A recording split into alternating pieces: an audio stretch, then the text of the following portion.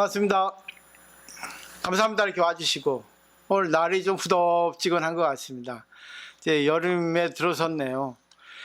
살다 보면 날씨 변화도 자기 마음대로 안 됩니다.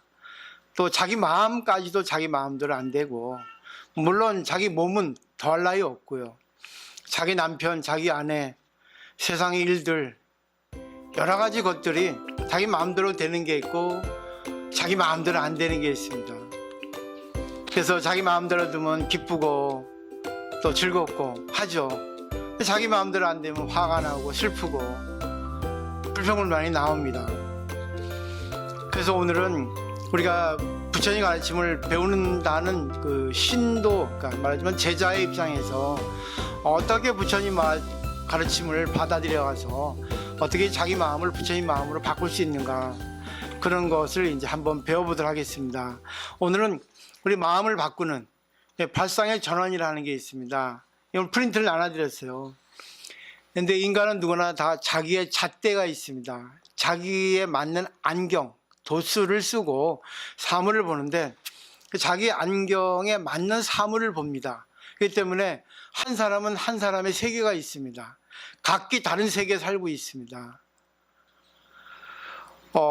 알기 쉽게 어떻게 해야지만이 발상의 전환이 될까, 예를 먼저 하나 들어보도록 하겠습니다. 컵에 물이 반 정도 있습니다. 첫 번째 견해는 반밖에 없네 하면 부정입니다. 반밖에 없으니까. 이렇게 부정이 되면은 불만이 생깁니다. 불만이 생기면 마음이 불안해져요. 불안해지면 불행입니다. 하여튼 불만이 생기고, 불만이 생기면 해서 마음이 불안해지면 그것은 불행한 상태를 말하고 있습니다. 그러니까 상대하고 대화를 해도 그 사람의 마음을 알 수 있는 거예요. 그 사람이 어떤 표현 하나, 부정을 하나, 긍정을 하나. 그러면 두 번째 표현은 아직 반이나 남아있네. 이거는 만족이에요. 반이나 남아있으니까, 반이나 남아있다니까 감사죠. 이거는 행복한 상태입니다. 그러니까 하나의 사물을 볼 때 물이 반밖에 없어, 이거는 불평이 나오는 겁니다. 아직 반이나 남아있는데 감사합니다. 이게 두 가지로 나눌 수 있어요. 근데 또 하나의 견해가 있습니다. 어떤 걸까요? 난 보살의 견해입니다. 쓰지 않았습니다. 어떤 걸까요? 물이 반이나 남아있네. 이건 또 다른 사람이 목이 말라 있을지 모르니까, 물을 찾는 사람이 있을지 모르니까 그 사람을 찾아서 이 남아있는 반을 주자. 이게 보살입니다. 항상 남에게 베푸는 거예요. 긍정을 떠나서, 긍정을 초월해서 남에게 베푸는 그 마음이 바로 보살의 마음입니다. 세 가지 견해 중에서 인간은 다 쓰고 있어요. 근데 주로 어떤 걸 쓰냐에 따라서 그 사람의 마음, 가짐, 그리고 생활 방식을 알 수 있다는 겁니다. 자, 행복이 되는가 불행이 되는가의 갈림길은 결국 사물의 견해, 마음가짐에 따라 달라진다는 거예요. 사물을 어떻게 보는가, 사물을 어떻게 받아들이는가, 사물을 보는 시점에 있습니다. 자, 부처님 얘기로 돌아가죠. 부처님은 원래의 마음, 초심으로 돌아가서 마음이 겸허해진 거예요. 겸허하지 않으면 안 돼요. 겸허하지 않기 때문에 불평불만이 나오고, 또 잘난 척하는 마음이 나오고, 또 탓하는 마음이 나오고 그렇습니다. 자, 본생경이라 하는 경전에 이런 내용이 있습니다. 가정을 만드는 자를 찾으려고 나는 수없이 태어나고 죽음을 반복해 왔다. 얼마나 괴로웠을까. 집을 만드는 자여, 지금이야말로 나는 그대의 정체를 찾았다. 그대의 대들보도 목재도 전부 부서지고 집의 지붕은 부서져 버렸다. 그대는 다시 집을 만드는 일은 없을 것이다. 나의 마음은 분별의식을 떠나 모든 속박에서 해방되었다.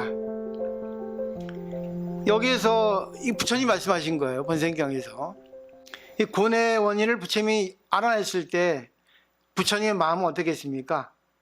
속박되어 있는 모든 집착심, 이 집착이라는 것은 자기 몸에 있기 때문에, 뭘 바라고 있기 때문에 이게 집착이 생기는 거거든요. 근데 그런 마음이 벗어졌을 때 괴로움은 사라진 거예요. 그러니까 부처님이 이제 그런 마음이 되었을 때 그 마음을 노래한 것이 바로 이런 내용입니다. 깨달음의 시죠. 여기서 집이라는 것은 개체에서의 인간입니다. 그리고 만드는 자는 목수, 인간을 움직이게 하고 있는 집착, 아집, 망집. 이게 문제인 거예요. 이 망집은 왜 나왔냐면 항상 자기중심적으로 이렇게 해야 된다, 저렇게 해야 된다, 이렇게 하지 않으면 안 된다, 이렇게 안 하면 불평이다, 나 싫다. 이게 바로 아집입니다. 그것이 옳으면 되는데 자기 입장에서만 맞거든요. 이게 문제가 되는 겁니다. 자기 하고 싶은 게 있어도 그게 상대하고 맞으면 문제가 없습니다. 사람은 자기하고 맞는 사람을 찾아가는 거예요. 근데 그것이 영원히 맞지 않거든요. 부부도 좋은 일만 있는 게 아니잖아요. 왜? 서로가 잣대가 다르기 때문에 그렇습니다. 기호, 욕망, 보는 시점이 다르고 살아가는 생활 방식이 다르기 때문에 어쩔 수 없이 문제가 생깁니다. 그래서 이 집착 중에서 제일 강한 것이 아집이에요. 아집이라는 것은 항상 자기 견해에 집착하는 겁니다. 항상 자기 생각이에요. 항상 자기 중심으로 생각하는 겁니다. 이 자아의식입니다. 그래서 아집을 버려라 그러는 거예요. 고집 좀 버려 그러는 거예요. 자, 그 다음에 보세요. 부처님은 인간을 움직이고 괴로움을 주고 있는 정체를 알아냈기 때문에 나의 마음은 완전히 변해가지고 어느 곳에서 구애되는 일 없이 자유로운 그 마음의 작용, 생활 방식을 되찾았다고 노래를 부르고 있는 겁니다. 이 깨달음의 시에 있어서는 전부 부처님의 깨달은 경지, 마음 상태를 얘기하는데 그거를 통해서 우리가 어떻게 배워야 되는가? 나도 그런 마음이 되도록 내 마음을 바꿔야 되는 겁니다. 이게 바로 발상의 전환이라는 거죠. 자, 결국 말하자면 마음의 노예, 내 마음의 노예가 되거든요. 마음이 시키는 대로 하거든요. 근데 그 마음이 시키는 대로 하는 것이 옳으면 되는데 옳지 않은 게 더 많아요. 그게 아집입니다. 고집 부리는 거죠. 자기 하고 싶은 대로 하는 겁니다. 여기서 해방되면 어때요? 깨달음의 노래, 환희의 노래, 니르바나의 노래가 나오는 겁니다. 아, 즐겁다, 기쁘다, 난 해방되었다, 나는 어느 것도 구속받지 않는다. 내 마음대로 하고 싶은 마음이 없어졌기 때문에 내 마음대로 하고 싶은 것이 있으면 해도 되는 거는 하고 해도 안 되는 건 하지 말아야지. 이게 바로 깨달음의 노래입니다. 더 알기 쉽게 말씀드리면, 그 다음에 이제 법구경에 있는 깨달음의 시를 보죠. 원망을 버리면 적은 소멸하는 거예요. 모든 원망은 원망에 의해서는 언제까지나 진정되지 않고 원망을 떠나는 것에 의해 진정된다. 이것은 영원의 진리다. 법구경 5번째 나와 있는 시예요. 원망은 왜 생깁니까? 상대가 내 마음대로 안 해줍니다. 자기는 이렇게 하고 싶은데 상대는 내 마음을 몰라주고, 자기가 옳은데 상대방이 진짜 원망스러워요. 정말 때리고 싶을 정도로, 진짜 어떻게 하고 싶을 정도로 믿습니다. 잠이 안 와요. 억울해서. 자기는 잘했다고 하는데 상대는 그 마음을 몰라주는 거예요. 그게 원망입니다. 상대를 탓하는 마음. 근데 그런 마음이 왜 나올까요? 그런 마음이 왜 생길까요? 자, 아들러 심리학 들어가 보죠. 아들러 심리학은 이제 여러 가지 이제 주장하는 게 있는데 그 중에 하나가 의미 부여입니다. 어떻게 의미를 부여하는가에 따라서 그 사람의 생각이 달라진다는 거예요. 사람은 누구나 같은 세계에 살아가고 있는 것은 아니라고 합니다. 자신이 의미 부여한 세계에 살아가고 있다고 생각하는 것이 바로 아들러의 주장입니다. 근데 부처님하고 똑같아요. 근데 심리학의 때문에 아주 알기 쉽게 썼습니다. 그래서 내가 그걸 번역해 왔습니다. 같은 경험을 해도 의미 부여에 따라 세계는 전혀 다른 것으로 보이고 행동도 달라진다. 아들러는 이것을 설명하기 위해서 어릴 적에 불행한 경험을 한 사람을 예로 들고 있습니다. 첫 번째, 어릴 적에 비슷한 불행한 경험을 한 사람이 있는데 어느 사람은 자신이 불행한 경험을 했기 때문에 그것을 회피하는 방법을 배웠어요. 그래서 자신의 자식이 자기가 똑같은 경험을 하지 않도록 노력하자고 이렇게 생각을 합니다. 두 번째는 자신이 어릴 적에 힘들게 그것을 타개했기 때문에 자신의 자식도 괴로움을 극복하는 그런 방법을 가르쳐줘야 된다. 그런 생활 방식을 해야 된다고 그렇게 생각하는 사람도 있습니다. 똑같이 불행한 경험을 했는데도 사람에 따라 생각이 달라지는 거예요. 의미부여입니다, 이게. 세 번째는 자신은 불행한 어릴 적 시대를 보냈기 때문에 무엇을 해도 용서할 수 있다는 거예요. 자기는 힘든 생활을 했기 때문에 어떤 사람도 힘들 수 있고 실수할 수 있다. 용서가 된다. 이렇게 생각하는 사람도 있습니다. 똑같은 트라우마, 쇼크를 받았는데도 각기 그것을 받아들이고 거기에 대한 의미 부여가 달라진다는 거죠. 그것으로 인해서 그 사람의 생활 방식, 대인관계, 대화법, 생각이 달라진다는 겁니다. 견해가. 이와 같이 불행한 경험을 어떻게 의미 부여하는가에 의해서 그의 생활 방식이나 행동은 크게 달라진다고 아들러는 의미 부여의 중요성을 그렇게 이제 또 얘기하고 있습니다. 다음과 같이 어떠한 경험도 그것 자체로는 성공의 원인도 실패의 원인도 아니다. 우리들은 자신의 경험에 의한 쇼크, 즉 트라우마로 괴로워하는 것이 아니라 그 경험 속에서 목적에 맞는 것을 찾아낸다. 자신의 경험에 의해서 결정되는 것이 아니라 경험에 주는 의미 부여에 의해서 스스로를 결정하는 겁니다. 어떤 경험을 했는데 이 경험에 대해서 어떻게 자기가 의미를 부여하느냐. 거기서 이제 자신의 인생, 라이프 스타일이 결정된다는 거죠. 생활 방식이. 넘겨보세요. 그 다음에 중요하고 그 의미 부여는 어떤 상황에서 결정되는 것이 아니라 우리들이 상황에 주는 의미에 의해서 스스로를 결정하는 거죠. 그러니까 어떤 일을 겪어도 의미를 그 어떤 일을 어떻게 받아들이냐에 따라서 그 사람의 생활이 달라진다는 거예요. 깨달음이 오는가 미혹이 오는가 그 차이입니다.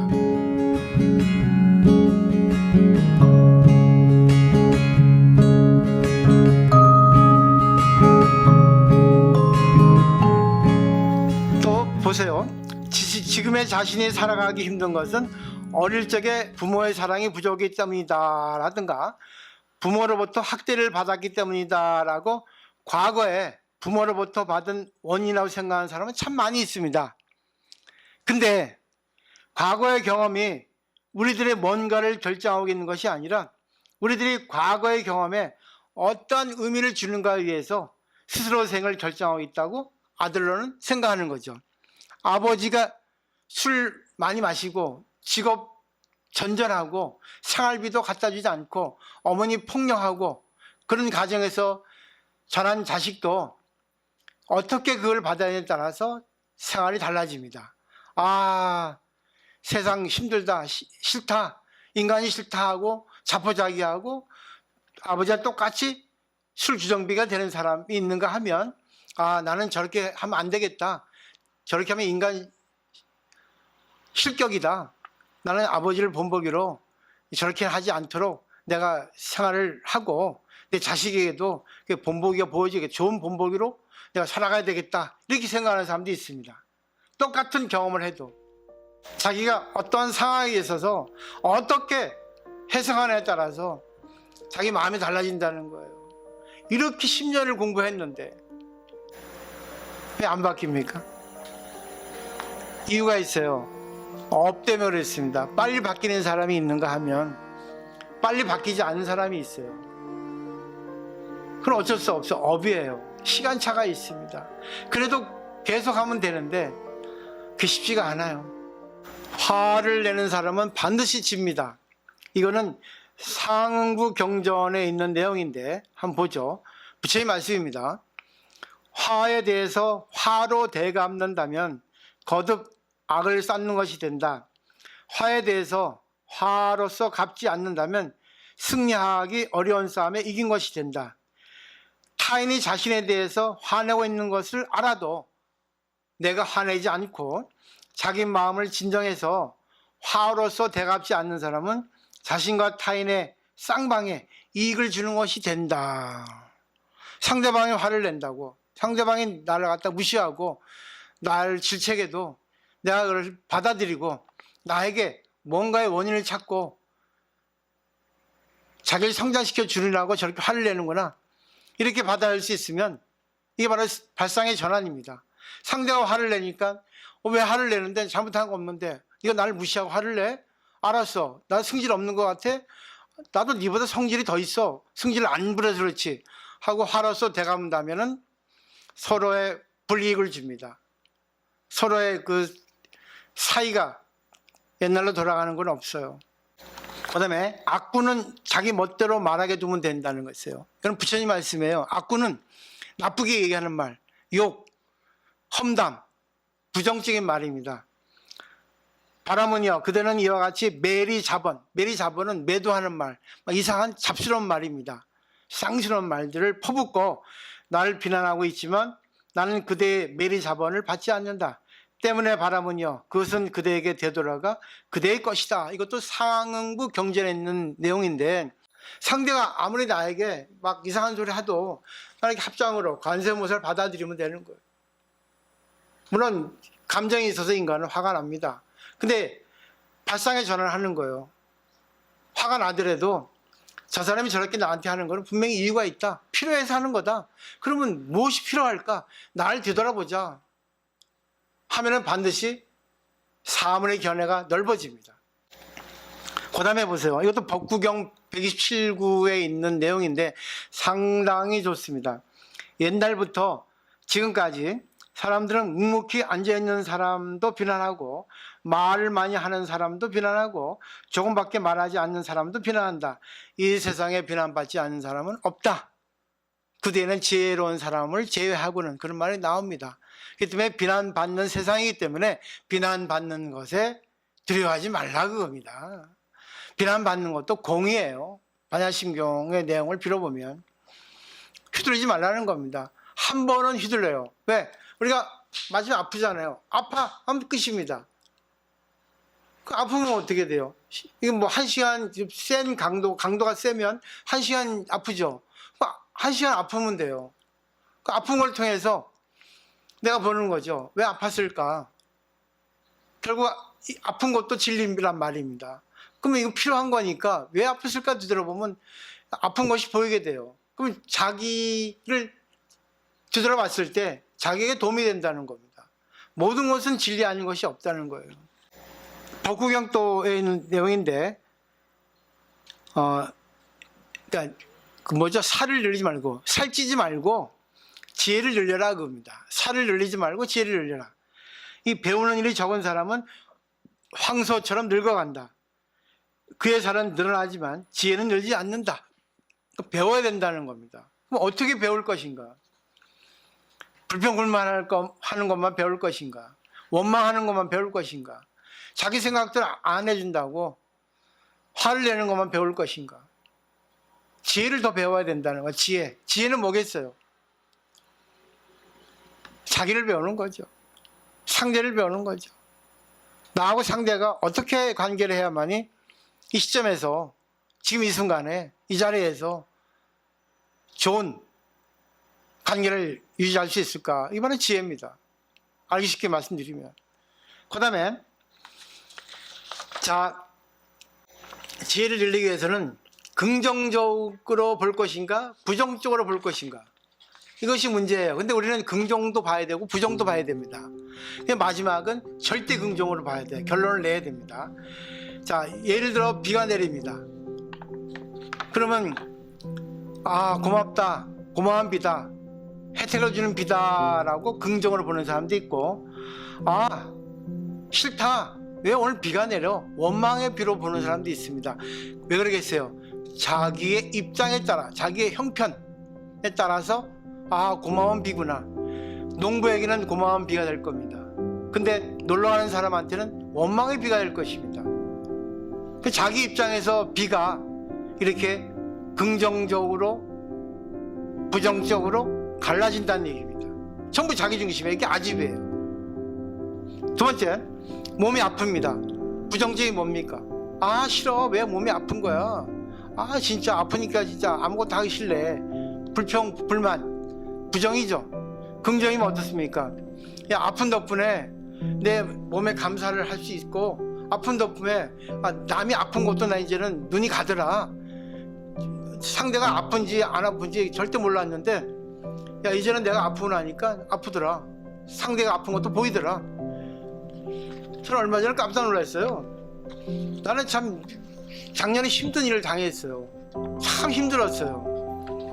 근데 어떤 사람이 그러대요. 자기 일이 아니니까 잘 모르겠다고. 사실 맞아요. 근데 그렇게 얘기를 들으니까 갑자기 칵 무너지더라고요. 그게 인간이에요. 그렇죠. 힘들었죠. 나는 해당이 안 되는데 참 힘들었을 것 같아요. 긍정이잖아. 그죠? 상대가 아프면 뭐 아프다고 그래. 부정이죠. 그래 어디가 아파? 많이 아프겠구나. 나도 아파봤는데 참 아프면 참 힘들지. 아무것도 하기 싫지. 아픈 거에 걸려가지고 거기에만 막 집착하고 있지. 그래 어떻게 했니? 근데 또 아픈 덕분에 이것이 나을 때 진짜 기분이 좋거든요. 감기 걸리면 아시죠? 감기에 나을 때 되면 진짜 기분이 좋거든요. 그 다음에 이제 무시당했습니다. 자, 긍정적으로 볼 거예요? 부정적으로 볼 거예요? 무시당했으면 부정적으로 생각하면 야 무시당해서 정말 싫다. 자존심 상한다. 지가 뭔데 나를 무시해. 긍정적으로 생각하면 어떻습니까? 야 나 상대가 나를 무시한 덕분에 내 자신 한번 뒤돌아봤어. 왜 무시하는가? 이유가 있으면 무시하겠지. 고마워. 저 사람 덕분에, 무시해준 덕분에 내가 교만한 걸 알았어. 내가 좀 더 겸허해야 되겠어.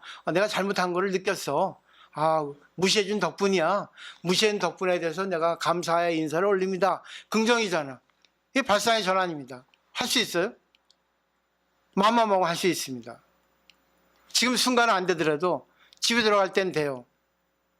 집에 가서 됩니다. 다음날 아침에 될 수 있습니다. 왜? 마음이 변하기 때문에.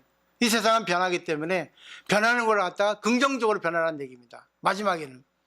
그러니까 사물을 다면적으로 보면은 여러 가지 견해가 생기기 때문에 아집이 없어집니다. 아집이 옅어지게 돼 있어요. 왜? 이 세상에 헛된 것은 하나도 없습니다. 나의 세계가 있고 상대의 세계가 있고 서로 인간의 세계에는 하나의 세계가 있습니다. 그래서 불교 의식에서는 있는 유식이라 해서 사람마다 하나의 우주가 있다는 거예요. 사람마다 하나의 세계가 있습니다. 그렇기 때문에 상대를 보고 상대의 세계를 배우고 또 상대를 통해서 또 나의 세계와 또 견주어 보고, 그래서 비교 분별이 필요하다는 거예요. 비교 분별은 부정으로 비교 분별할 수 있고 긍정으로 비교 분별할 수 있거든요. 근데 마지막은 절대 긍정으로 비교 분별을 해야 됩니다. 그러면 나도 살리고 상대도 살릴 수 있다는 거죠.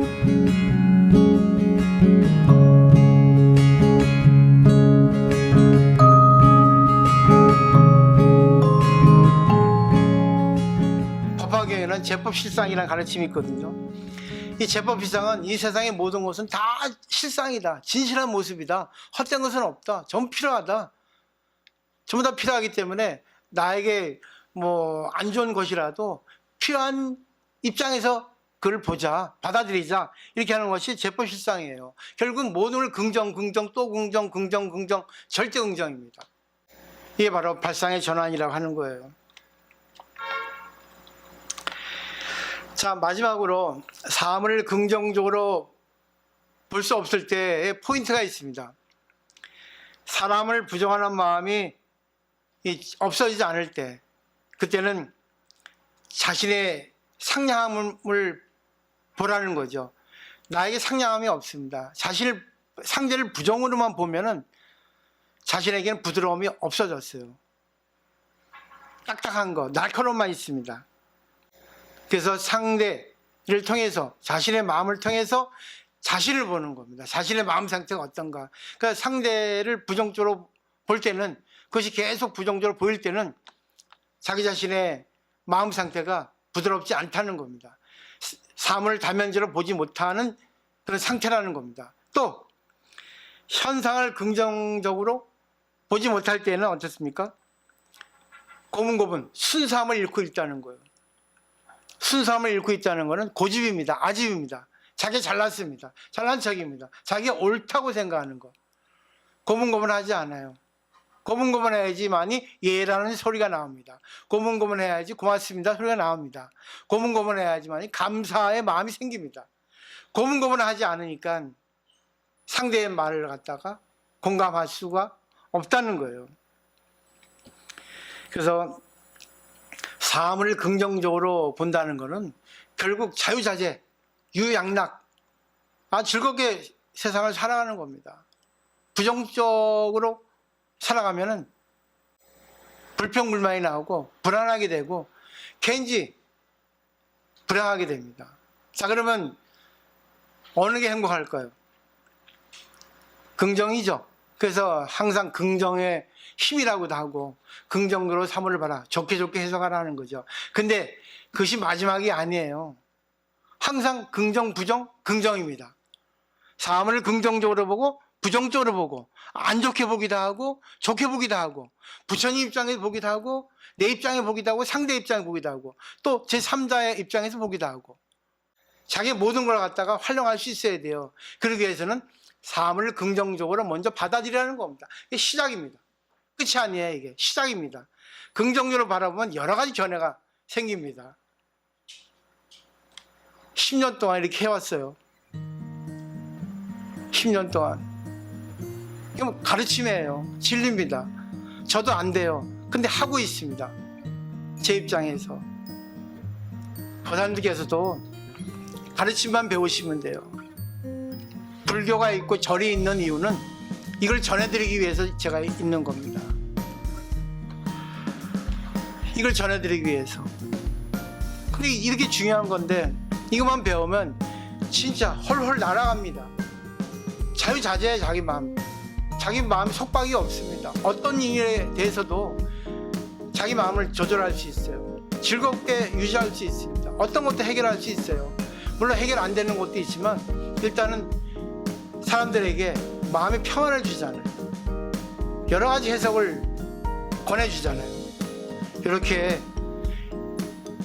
살아갔으면 좋겠고 많은 사람에게 전해주었으면 자기의 생활 방식을 통해서 자기 말을 통해서 했으면 하는 바람이에요.